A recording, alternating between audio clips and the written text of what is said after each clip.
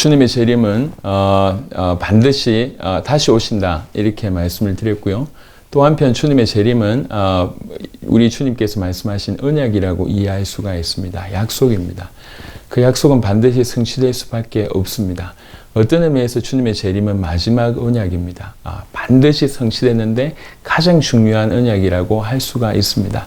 그래서 주님의 재림을 언약적으로 이해를 해서 언약으로 굳게 붙잡는 이것이 실제로 필요합니다. 사실 아담과 하와 얘기를 다시 돌이켜보면 아담과 하와에게 언약이 주어졌을 때, 행위 언약이 주어졌을 때 사실 그 약속을 제대로 알지 못했거나 제대로 믿지 못하면서 결국 그 약속을 어기는 일이 벌어졌습니다. 디모데전서에는 이런 구절이 있는데요. 디모데전서 1장 13절에 내가 전에는 비방자요 박해자요 폭행자였으나 도리어 긍휼을 입은 것은 내가 믿지 아니할 때 알지 못하고 행하였음이라. 내가 이전에는 비방자요 박해자요 폭행자였다. 왜 그러냐? 내가 몰라서 그랬다. 그리고 그때 내가 믿지 않았다. 그래서 정확하게 알지 못했고 정확하게 믿지 못해서 결국 내가 비방자요 박해자요 폭행자가 됐던 것이다. 이렇게 이제 사도 바울이 고백합니다. 사실 이 문장을 통해서도 우리가 알 수 있는 것은 결국 알지 못하고 믿지 않아서 언약을 놓친 것이거든요. 요거를 이제 창세기 3장과 조금 돌이켜서 해석을 해보면 이렇습니다. 처음에 하나님께서 약속을 주셨을 때 이 땅에 존재했던 인간은 아담뿐이었습니다. 아직 하와가 지음을 받기 전이었어요. 그래서 아담에게 하나님께서 약속을 전달하고 그 다음에 아담이 하와에게 약속을 전달한 이런 형태를 취했던 것이죠. 그런데 여러분 알듯이 창세기 3장에 뱀이 여자를 이렇게 꿰일 때에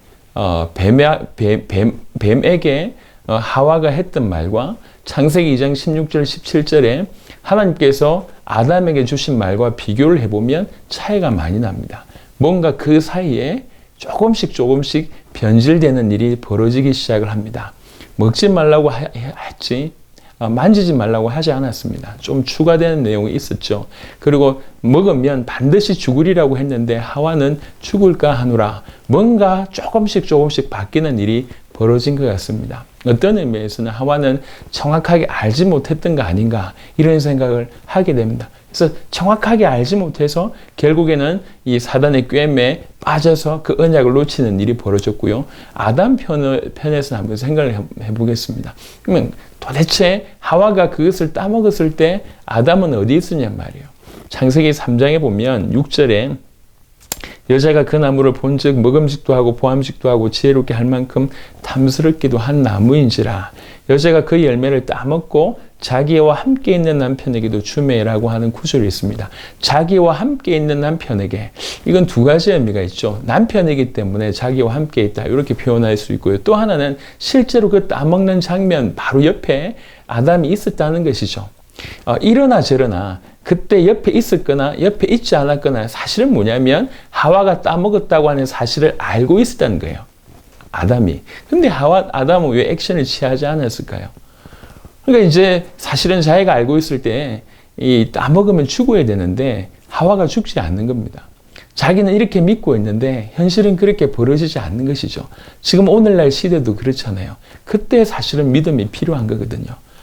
아담은 지금 둘 중에 하나를 선택해야 되는 상황이 벌어집니다. 하나님의 약속을 믿을 것이냐 아니면 현실에서 벌어진 일들을 받아들일 것이냐.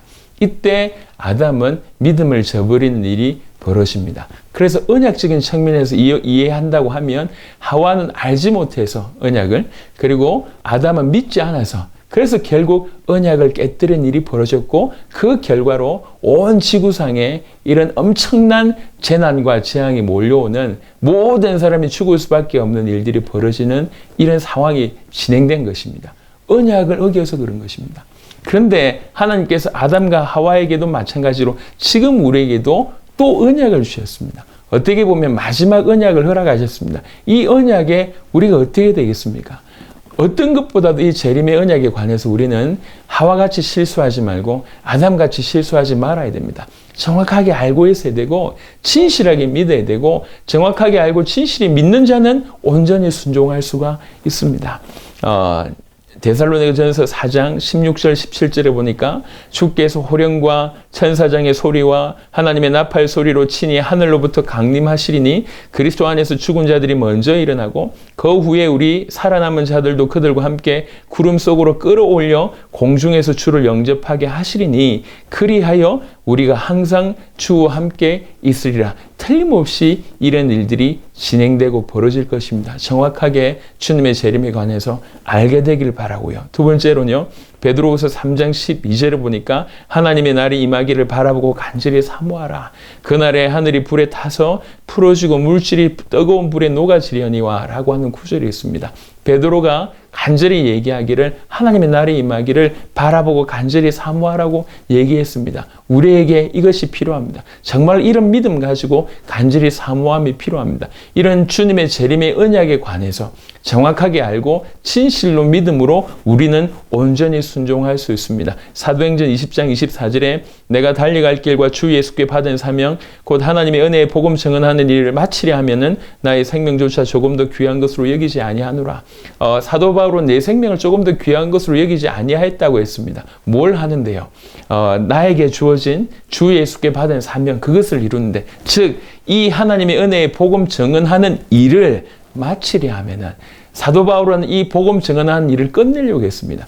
두 가지 의미가 있을 것 같습니다. 개인적으로 죽을 때까지 그 일을 한다라고 하는 의미도 있겠지만 세계복음화를 완성하겠다고 하는 의미도 포함되어 있는 것 같습니다. 이 후자의 근거는 뭐냐면 사도 바울은 항상 땅끝을 봤습니다. 내가 스바나를 가야 된다. 내가 가이사 앞에 가야 된다. 내가 로마에 가야 된다. 이제 이 지역에 복음 전할 곳이 없다. 이런 식으로 항상 땅끝을 보고 달렸습니다.